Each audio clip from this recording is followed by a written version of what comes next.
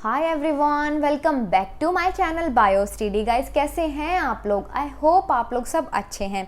आज हम करने वाले हैं part number 2 of chapter 6 that is molecular basis of inheritance. आज के पार्ट में हम लोग देखेंगे कि ट्रांसफॉर्मिंग प्रिंसिपल क्या होता है, उसके बारे में आगे समझेंगे। ठीक है, चलिए स्टार्ट करते हैं। ट्रांसफॉर्मिंग प्रिंसिपल, देखो नाम में ही पूरा छुपा हुआ है कि क्या होने वाला है। ट्रांसफॉर्म का मतलब क्या होता है? फॉर्म चेंज होना।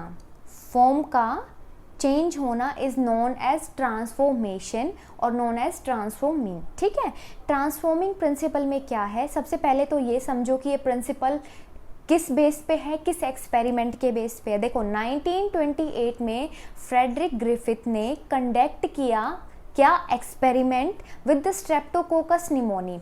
बैक्टीरिया कौन सा है यहाँ पे? Streptococcus pneumoniae. इसको डिप्लोकोकस निमोनी भी बोलते हैं। ठीक है, ये बैक्टीरिया बहुत इंपॉर्टेंट है, इसका नाम याद रखना, स्ट्रेप्टोकोकस निमोनी और डिप्लोकोकस निमोनी। ठीक है, इसके ऊपर एक्सपेरिमेंट कंडक्ट किया। During the course of his experiment a living organism that is bacteria had changed in physical form. देखो ट्रांसफॉर्मिंग की जो मैंने बताया था आपको मीनिंग, उसमें ये था कि फॉर्म का चेंज होना। तो क्या है? बैक्टीरिया जो है अपनी फॉर्म को चेंज कर लेता है। Okay, when Streptococcus pneumoniae, pneumococcus भी बोलते हैं इसको। ठीक है, मतलब अब देखो स्ट्रेप्टोकोकस निमोनी, नीमोकोकस और डिप्लोकोकस निमोनी, इसको 3 नाम से जाना जाता है। ओके, जब इस बैक्टीरिया को ग्रो किया कल्चर प्लेट पे तो क्या देखा कि 2 टाइप की कॉलोनीज बन रही हैं। जब स्ट्रेप्टोकोकस निमोनी को ग्रो किया कल्चर प्लेट पे तो क्या देखा कि 2 टाइप की कॉलोनीज प्रोड्यूस हो रही हैं। क्या है? एक है भाई स्मूथ शाइनी कॉलोनीज, जिसको हमने एस से डिनोट किया है। ठीक है, दूसरी है रफ कॉलोनीज, जिसको हमने कैपिटल आर से डिनोट किया है और यू कैन से आर से डिनोट किया है। ओके, अब यहाँ पे देखो जितनी भी ये रेड वाली हैं ये क्या है? स्मूथ शाइनी कॉलोनीज, और जितनी भी ये येलो वाली हैं ये क्या है? Rough colonies. ओके, इतना समझ में आया? बैक्टीरिया ने 2 टाइप की कॉलोनीज को ग्रो किया है। अब आगे समझो क्या है। Bacteria has 2 strains. देखो बैक्टीरिया के पास 2 स्ट्रेन्स हैं, एक है वायरुलेंट वाला, दूसरा है नॉन वायरुलेंट वाला। वायरुलेंट वाला क्या है? ये क्या कोज करेगा? निमोनिया को। वायरुलेंट का मतलब आप समझ रहे हो कि जो कोज करे निमोनिया को। ठीक है, और नॉन वायरुलेंट मतलब जो कि नहीं कर सकता, जो स्ट्रेन आगे निमोनिया कोज नहीं कर सकता। Okay, this type of strain cause pneumonia, और ये क्या है? S type. Okay, non virulent strain क्या है? This type of strain do not produce the disease, ये निमोनिया डिजीज को प्रोड्यूस नहीं करता। और ये क्या है? आर टाइप वाला। इतना क्लियर हुआ कि एस टाइप वाला जो है वो वायरुलेंट है, आर टाइप वाला जो है वो नॉन वायरुलेंट है। ओके, अब आगे समझो क्या है। देखो एस टाइप वाला, अब ये डिजीज को कोज कर रहा है, ये वायरुलेंट है। भाई किस बेसिस पे आप बोलोगे कि ये वायरुलेंट है, कि ये आगे कोज कर रहा है डिजीज को? ओके, एस टाइप वाला जो है वो कवर्ड होता है by a sheet of mucilage polysaccharide around them. यहाँ से समझो ये एस टाइप वाला है, इसके बाहर में म्यूसिलेज कवरिंग होती है, एक शीट होती है। ठीक है, एक शीट प्रेजेंट होती है जो कि कैसी होती है? म्यूसिलेजिनस पॉलीसैकेराइड की बनी होती है। ये जो अराउंड, इसके अराउंड ये जो शीट है ये क्या करती है? ये बैक्टीरिया को प्रोटेक्ट करती है फ्रॉम फैगोसाइटोसिस ऑफ होस्ट। देखो फैगोसाइटोसिस का मतलब क्या होता है? फैगोसाइटोसिस का मतलब होता है टू किल। ठीक है, बैक्टीरिया को ये किल होने से बचाती है। समझ में आया? ये जो शीट प्रेजेंट है ये बैक्टीरिया को फैगोसाइटोसिस से बचाता है। ठीक है, आर टाइप वाला है, इसके अंदर नहीं होती, ये जो कवरिंग है इसके बाहर एस वाले में प्रेजेंट होती है, आर वाले में कोई भी कवरिंग प्रेजेंट नहीं होती बाहर में। इतना कंफर्म आपको क्लियर हुआ? ये वाला जो लाइन है ये आपको अच्छे से कंफर्म हुई कि भाई एस वाले में तो जो है बाहर म्यूसिलेजिनस कवरिंग होगी और आर टाइप वाले में नहीं होगी। ठीक है, इतना क्लियर हुआ? अब देखो जो आर स्ट्रेन है और जो एस स्ट्रेन है, 2 टाइप के स्ट्रेन्स हैं ये। अब इस बात को आप लोग अच्छे से समझने की कोशिश करो कि जब आर स्ट्रेन इंजेक्ट किया माइस के अंदर तो माइस डाई हो गया। समझ रहे हो? जब आर एस टाइप को एस टाइप वाले स्ट्रेन को माइस के अंदर इंजेक्ट किया तो क्या देखा, माइस डाई हो गया, माइस मर गया, ठीक है। अब आर टाइप वाला जो है उसको इंजेक्ट किया तो देखा माइस जिंदा है, माइस इज लाइव। क्या, क्यों भाई, ऐसा क्यों हुआ? देखो जो एस स्ट्रेन वाला था उसके अंदर क्या था, वो वायरुलेंट वाला था, इस वजह से जो माइस था उसकी डेथ हो गई। लेकिन जो आर टाइप वाला था वो नॉन वायरुलेंट था, वो नॉन वायरुलेंट था तो उसका असर माइस पे नहीं हुआ, उसकी वजह से माइस जो है वो जिंदा था। इतना कंसेप्ट आप लोगों का क्लियर हुआ? अब देखो क्या है, Griffith was able to kill bacteria by heating, मतलब क्या किया, हीट किया, टेम्परेचर को राइज किया so that bacteria can be dead, ठीक है, so that bacteria can be dead. क्या किया, हीट करने से क्या हुआ, जो बैक्टीरिया थे वो मर गए। एस स्ट्रेन, अब एस स्ट्रेन के अंदर क्या किया, हीट किल्ड वाला डाला। देखो ये कंसेप्ट आप लोग बहुत अच्छे से समझो क्या है। ग्रिफिथ ने क्या किया, टेम्परेचर को इंक्रीज कर दिया, causing the bacteria to die. S strain जो है उसके अंदर हीट किल्ड किया, एस स्ट्रेन जो था उसके अंदर हीट किल टाइप डाला, इंजेक्ट किया इनटू माइस, ठीक है, टेम्परेचर को इंक्रीज कर दिया, उसके बाद में इंजेक्ट किया माइस में, माइस लाइव था, माइस मरा नहीं, माइस लाइव था, ठीक है। अब एस स्ट्रेन जो है उसके अंदर हीट किल्ड किया, उसके अंदर टेम्परेचर इंक्रीज किया और प्लस में आर स्ट्रेन डाला जो कि कैसा था, लाइव था। आर स्ट्रेन लाइव प्लस में एस स्ट्रेन हीट किल्ड, तो क्या हुआ, इंजेक्ट किया माइस में तो देखा कि माइस डेड हो गया, माइस डाई, माइस डाई। समझ में आई ये बात आप लोगों को? हीट किल्ड वाला कंसेप्ट समझ में आया? जब हम अकेले एस स्ट्रेन के साथ हीट किल्ड होता है तो माइस नहीं मरता, माइस लाइव रहता है। लेकिन जब आर स्ट्रेन के साथ में एस स्ट्रेन हीट किल्ड को हमने डाला तो उसके बाद में माइस डाई हो गया। समझ में आया आप लोगों को ये चीज़? अब देखो क्या कंक्लूड किया इस चीज़ से, ही conclude that the R strain bacteria had somehow been transformed। R strain bacteria जो थे वो somehow ट्रांसफॉर्मिंग उनके अंदर हो गई है, वो ट्रांसफॉर्म हो गए हैं। पीछे वाली स्लाइड में देखो, जब आर स्ट्रेन इसके अंदर हम लोगों ने डाला तभी हमें यहाँ पे चेंज देखने को मिला है, ठीक है। अब क्या था, by the heat killed S strain bacteria, ठीक है, कहीं ना कहीं ट्रांसफॉर्मेशन हुई है by the heat killed S strain bacteria. S strain है had enabled the R strain to synthesize a smooth polysaccharide coat and become virulent। जो S strain था उसने R strain को भी अनेबल कर दिया। S strain की वजह से जो R strain था वो भी वायरुलेंट हो गया और उसने अपने बाहर पॉलीसैकेराइड की कोट को सिंथेसाइज कर लिया, ठीक है। मतलब बेसिकली ये है S की वजह से जो R स्ट्रेन था वो भी वायरुलेंट हो गया। ओके, समझ में आया आप लोगों को ये कंसेप्ट? अब देखो क्या है, biochemical characterization of transforming principle. देखो Oswald Avery, Colin MacLeod and Maclyn McCarty 1933 to 44 worked to determine the biochemical nature of the transforming principle। Biochemical nature जानने के लिए ट्रांसफॉर्मिंग प्रिंसिपल का किसके, ग्रिफिथ्स एक्सपेरिमेंट, ग्रिफिथ का जो एक्सपेरिमेंट था transforming principle, उसका बायोकेमिकल नेचर जानने के लिए उन्होंने इतने साल काम किया, 1933 to 44, ठीक है। क्या किया उन्होंने, दे प्योरीफाइड बायोमोलिक्यूल्स जैसे कि प्रोटीन, डीएनए और RNA from the heat killed S strain, heat killed S strain से प्योरीफाई कर लिया बायोमोलिक्यूल्स को। दे एडिड डाइजेस्टिव एंजाइम्स। अब आप एक चीज़ समझो क्या है, डाइजेस्टिव एंजाइम, जैसे जो प्रोटीएज है वो प्रोटीन को डाइजेस्ट कर लेंगे, आरएनए जो है वो आरएनए को डाइजेस्ट कर लेंगे। तो डाइजेस्टिव एंजाइम जब ऐड किए तो उन्होंने क्या देखा, which one could transform to live R cells to S cells, मतलब आर सेल्स जो है वो एस सेल में कन्वर्ट हो गई हैं। तो ऐसा पीछे क्या हुआ, उनके अंदर ऐसा क्या हुआ, ठीक है। अब देखो क्या है, उन्होंने और क्या डिस्कवर किया, they also discovered that the protein digesting enzyme that is proteases, ठीक है, protein digesting enzyme proteases and RNA digesting enzyme RNase, ठीक है, did not affect transformation. Protease और आरएनएज जो है उन्होंने ट्रांसफॉर्मेशन को बिल्कुल भी अफेक्ट नहीं किया। So transforming substance was not protein और आरएनए, मतलब जो ट्रांसफॉर्मिंग सब्सटेंस था जो आर सेल्स को एस सेल्स में कन्वर्ट कर रहा था वो प्रोटीन और आरएनए तो बिल्कुल भी नहीं था। तो वो था क्या? वो था DNA, because digestion with the DNAs did inhibit transformation. ये वाली लाइन बहुत इंपॉर्टेंट है।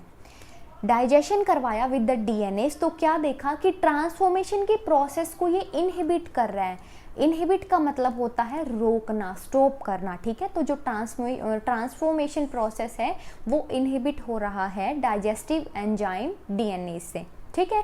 डीएनए है वो हेरिडेटरी मटेरियल है। अब इस बात से तो आप लोगों को पता चल गया ना कि जो डीएनए है वही हेरिडेटरी मटेरियल है।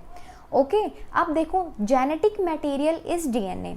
भाई जेनेटिक मटेरियल तो डीएनए है, ये बात तो कंफर्म हो गई अब, ठीक है। DNA is the genetic material came from the experiment of Alfred Hershey and Martha Chase। 1952 में इन्होंने किया था। They worked with the virus that infect bacteria called bacteriophage। अब इन्होंने भी एक एक्सपेरिमेंट को कंडक्ट किया 1952 में। इन्होंने क्या किया? इन्होंने वायरस पे काम किया। They worked with virus that infect bacteria. भाई वायरस जो है वो बैक्टीरिया को इन्फेक्ट कर रहा है, ठीक है, उसको बोलेंगे bacteriophage. Okay, the bacteriophage attach to the bacteria and its genetic material then enter the bacterial cell. देखो क्या है बैक्टीरियोफेज का, आप लोग एक बार डायग्राम देख लो। ये होता है इसका हेड पार्ट, हेड, नीचे ये है इसकी नेक और ये क्या है इसका टेल। ओके, क्या किया बैक्टीरियोफेज को बैक्टीरिया के साथ में ई कोलाई, यहाँ पे बैक्टीरिया क्या है ई कोलाई, ई कोलाई के साथ में अटैच कर दिया। तो जो जेनेटिक मटेरियल होगा वो एंटर कर जाएगा बैक्टीरियल सेल में। ओके, अब इस बात को अच्छे से समझो। ये भी एक एक्सपेरिमेंट था, मैंने बताया था 1952 में इसको कंडक्ट किया था। अब ये एक्सपेरिमेंट को आप लोग अच्छे से समझो। क्या किया इन्होंने? दे ग्रू सम वायरस ऑन मीडियम। वायरस को इन्होंने मीडियम पे ग्रो किया। क्या थे मीडियम? ध्यान से समझो क्या है।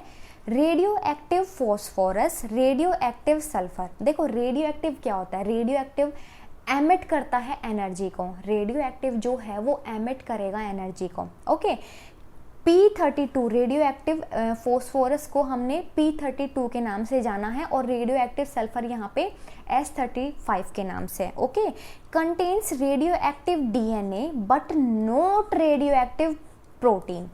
देखो जहाँ पे भी फॉस्फोरस का नाम आता है वहाँ पे डीएनए आएगा, ठीक है। फॉस्फोरस आपको पता है, मैंने एक चीज़ बताई थी आप लोगों को कि जो डीएनए है वो किससे मिलके बनती है? फॉस्फोरस शुगर की उसके अंदर बैकबोन होती है, ठीक है। मैंने बताया था आप लोगों को पीछे पहले वाले पार्ट में जाके, इस बात को अच्छे से समझो। फॉस्फोरस शुगर की बैकबोन होती है डीएनए के अंदर। तो डीएनए के अंदर यहाँ पे रेडियो एक्टिव डीएनए होगा फॉस्फोरस के केस में, ना कि रेडियो एक्टिव प्रोटीन। मतलब रेडियो एक्टिव प्रोटीन यहाँ पे नहीं होगा, ठीक है, because DNA contains phosphorus not protein. क्या था मैंने आपको बताया था डीएनए के अंदर क्या है? फॉस्फोरस होता है, ठीक है। मैंने ये बात अच्छे से बताई थी ना आप लोगों को। तो डीएनए के अंदर फॉस्फोरस होता है ना कि प्रोटीन, यही बात लिखनी है आपको भी। अब रेडियो एक्टिव सल्फर के केस में समझो क्या है? Contains radio active protein. जो वायरस हैं वो कंटेन कर रहे हैं, उनके पास में रेडियो एक्टिव प्रोटीन है। सल्फर वाले केस में प्रोटीन है बिकॉज प्रोटीन के अंदर सल्फर प्रेजेंट होता है। ओके, बिल्कुल भी कंफ्यूज नहीं होना। डीएनए के अंदर फॉस्फोरस होता है जबकि प्रोटीन के अंदर सल्फर प्रेजेंट होता है। Okay, not radio active DNA, इसमें रेडियो एक्टिव डीएनए नहीं होता because DNA does not contain sulphur. भाई डीएनए के अंदर सल्फर होता ही नहीं है। समझ में आई आप लोगों को ये वाली बात? अब देखो क्या है, bacterio radioactive phage were allowed to attach to E coli. अब क्या किया? जो रेडियो एक्टिव फेज थे उनको अटैच किया ई कोलाई के साथ में और उसके बाद में इन्फेक्शन आगे प्रोसीड हुआ, ठीक है। ब्लेंडिंग हुई। देखो ब्लेंडिंग में क्या होता है? बेसिकली जो वायरल कोट्स हैं वो रिमूव हो जाती हैं। ब्लेंडिंग ब्लेंडर की हेल्प से करते हैं। The viral quotes were removed from the bacteria by agitating them in a blender. Agitate का मतलब क्या होता है? घुमाना मतलब स्पीड में घुमाना, एजिटेट करना, ठीक है, agitating them in a blender, blender में घुमाया, अच्छी स्पीड से घुमाया, तो क्या हुआ, वायरल कोट्स जो हैं वो रिमूव हो गई फ्रॉम द बैक्टीरिया। अब समझो क्या है, the virus particles were separated from the bacteria by spinning them in a centrifuge. पहले हमने ब्लेंडर का यूज़ किया है, मतलब पहले एक्सपेरिमेंट में ब्लेंडर का यूज़ हुआ है, उसके बाद में सेंट्रीफ्यूज हुआ है, सेंट्रीफ्यूगेशन का हेल्प लिया है, ठीक है। जो वायरस पार्टिकल्स हैं वो सेपरेट हो गए बैक्टीरिया से, ठीक है, सेंट्रीफ्यूज की हेल्प से। अब देखो क्या है, bacteria which was infected with the virus that had radio active DNA were radio active. देखो उनके पास में रेडियो एक्टिव DNA होगा, जो बैक्टीरिया फेज के साथ में इन्फेक्ट हुए हैं उसके पास में रेडियो एक्टिव DNA होगा जो कि रेडियो एक्टिव होंगे, ओके, इंडिकेट करेंगे that the DNA was the material that passes from the virus to bacteria. भाई अब यही तो चीज़ हमें पता करनी थी ना कि वायरस से बैक्टीरिया के अंदर जो ट्रांसफॉर्म हो रहा है, जो ट्रांसफ़र हो रहा है, वो मटेरियल क्या है, तो वो मटेरियल क्या है, DNA है, ये इंडिकेट हो गया था, ओके। अब bacteria infected with the virus that had radio active proteins, अब जिसके पास में रेडियो एक्टिव प्रोटीन्स होंगे वो रेडियो एक्टिविटी को शो नहीं करेंगे। मतलब क्या है कि protein did not enter the bacteria, protein ने बैक्टीरिया के अंदर एंटर नहीं किया, ओके। तो समझ में आया, जो DNA है वही जेनेटिक मटेरियल है, वही बैक्टीरिया से फास्ट से बैक्टीरिया के अंदर जा रहा है, ठीक है। अब इसको यहाँ से समझो, इस डायग्राम से देखो, bacteriophage radio active sulphur S35 और इसमें क्या है, radio active phosphorus labelled with the DNA, और यहाँ पे क्या है, labelled with the protein capsule. समझ में आया, एक में प्रोटीन S35 है और दूसरा क्या है, DNA जिसमें फॉस्फोरस 32 है। क्या क्या देखो, पहला मैंने बताया था इन्फेक्ट विद द सेल, पहला इन्फेक्शन चला, उसके बाद में ब्लेंडिंग चली, ब्लेंडिंग में क्या होगा, वायरल कोट्स जो है वो सेपरेट हो जाएंगी, उसके बाद में सेंट्रीफ्यूगेशन होगा, फेज जो होगा वो सेपरेट हो जाएगा, ओके। यहाँ पे देखो S35 में क्या है, नो रेडियो एक्टिविटी डिटेक्टेड, ये सुपरनेटेंट में देखने को मिलेगी, जबकि यहाँ वाले केस में देखो रेडियो एक्टिविटी यहाँ पे डिटेक्ट हुई है और no radioactivity detected in the supernatant. Supernatant क्या होता है, जो बच जाता है, बचा कुचा जो होता है उसको सुपरनेटेंट बोलते हैं। तो सुपरनेटेंट में S35 रेडियो एक्टिविटी देखने को मिल रही है, जबकि रेडियो एक्टिविटी कोई भी डिटेक्ट नहीं हो रही है सुपरनेटेंट में। मतलब क्या है, यहाँ पे ये पास हो गया है बैक्टीरियल सेल्स में, जो DNA था वो पास हो गया है किसके अंदर, बैक्टीरियल सेल में, तभी तो वो यहाँ पे सुपरनेटेंट में देखने को नहीं मिल रहा है। ये आप लोगों को गाइस अच्छे से क्लियर हुआ, ठीक है। अब देखो क्या है, properties of genetic material, genetic material की प्रॉपर्टीज क्या है, DNA वर्सेस RNA, मतलब RNA के बारे में भी हम देखेंगे और DNA के बारे में भी, ठीक है, इन दोनों के बारे में हम लोग देखेंगे। DNA is the predominant genetic material. ऐसा क्यों बोला है कि प्रीडोमिनेंट होता है, देखो होता तो डोमिनेंट मतलब जेनेटिक मटेरियल होता तो डोमिनेंट DNA ही है, बट कुछ केसेस में RNA भी होता है एज अ जेनेटिक मटेरियल। देखो whereas RNA performs dynamic function, RNA जो है वो डायनामिक फंक्शंस को परफॉर्म करता है एज अ एडेप्टर और एज अ मैसेंजर, ठीक है। RNA is the genetic material for the tobacco Mosaic virus, कुछ वायरसेस के लिए RNA जेनेटिक मटेरियल का काम करता है, जेनेटिक मटेरियल होता है, जैसे कि टोबैको मोजाइक वायरस और QB बैक्टीरियोफेज, ओके। अब देखो क्या है, अब भाई तुम ये बता रहे हो कि DNA जो है उसकी क्या ऐसे करेक्टरिस्टिक्स होते हैं कि मतलब जो जेनेटिक मटेरियल है उसके क्या ऐसे करेक्टरिस्टिक्स होते हैं, वो हम लोग बेसिकली इसमें देखेंगे। अब molecule that can act as a genetic material must fulfill the following criteria। देखो ये क्राइटेरियाज तो फुलफिल होने ही चाहिए अगर जेनेटिक मटेरियल है तो। अब फिर इसमें ये भी देखेंगे कि DNA में ये सारे फुलफिल होते हैं या RNA में होते हैं, ठीक है। It should be able to generate its replica, replica का मतलब क्या होता है, अपनी कॉपी रेप्लिकेट करे, रेप्लिकेशन करे, ये रेप्लिकेशन इसके अंदर होना चाहिए, मतलब अपनी कॉपी ये जनरेट कर सके, ठीक है। It should B, second point is it should be stable chemically and structurally. भाई जो जेनेटिक मटेरियल है वो केमिकली और स्ट्रक्चरली बहुत ज़्यादा स्टेबल होना चाहिए। अगर स्टेबल नहीं होगा तो आगे ट्रांसफॉर्म नहीं हो पाएगा, आगे ट्रांसफ़र नहीं हो पाएगा, ठीक है। Third point is it should B provide with the scope of mutation. Mutation के भी कुछ स्कोप्स होने चाहिए। म्यूटेशन का मतलब क्या होता है? Sudden change in the DNA sequence. अब ये क्या है, इसके अंदर स्लो चेंजेस होने चाहिए ताकि इवोल्यूशन में हेल्प हो, ठीक है, इवोल्यूशन में हेल्प हो, इसलिए म्यूटेशन भी ये शो इनके अंदर होना चाहिए। अब देखो क्या है फोर्थ पॉइंट इसका, it should be able to express itself in the form of Mendelian characters. Mendelian characters मैंने आपको बताया था, इससे पहला वाला जो था इसके अंदर मैंने बताया था सारे मेंडेलियन कैरेक्टर्स क्या है, मतलब ट्रांसफ़र होना from one generation to another, from one progeny to another, from one progeny और you can say filial generations to another. क्या था? अब देखो second OH group present at every nucleotide in the RNA। मैंने आपको बताया था सेकंड पोजीशन पे यहाँ पे OH ग्रुप होता है, हाइड्रोक्सिल ग्रुप होता है, उसकी वजह से ये एक रिएक्टिव ग्रुप बन जाता है और इसकी वजह से जो RNA होता है वो लेबाइल होता है और इजीली डिग्रेड हो जाता है। जबकि DNA के केस में मैंने बताया था डीऑक्सीराइबोन्यूक्लिक एसिड क्यों बोला जाता है, क्योंकि सेकंड पोजीशन पे it lacks hydroxyl group, it lacks OH group, ठीक है। तो OH ग्रुप अगर होगा तो वो इजीली डिग्रेड हो जाएगा और अगर नहीं होगा तो क्या होगा, वो इजीली डिग्रेड नहीं हो पाएगा। DNA is less reactive and structurally more stable as compare to RNA। तो RNA से ज़्यादा स्टेबल तो भाई DNA है, तो DNA is the predominant genetic material. Okay, अब देखो क्या है प्रेजेंस ऑफ थायमिन।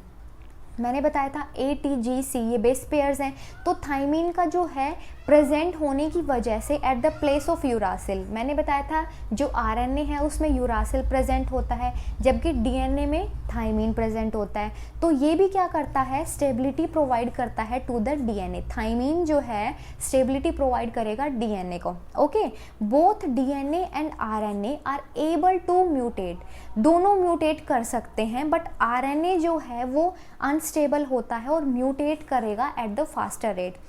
RNA जो है वो ज़्यादा जल्दी म्यूटेट करेगा एट द फास्टर रेट। तो DNA क्या है यहाँ पे ज़्यादा स्टेबल हो जाएगा क्योंकि वो बहुत धीरे धीरे म्यूटेट करेगा, ठीक है। RNA can directly code for the synthesis of protein. RNA जो है वो कोड कराता है for the synthesis of proteins. Protein के सिंथेसिस के लिए कौन कोड कराएगा? RNA। Okay, RNA was the first genetic material. अब हम ये RNA के बारे में पढ़ रहे हैं, ठीक है।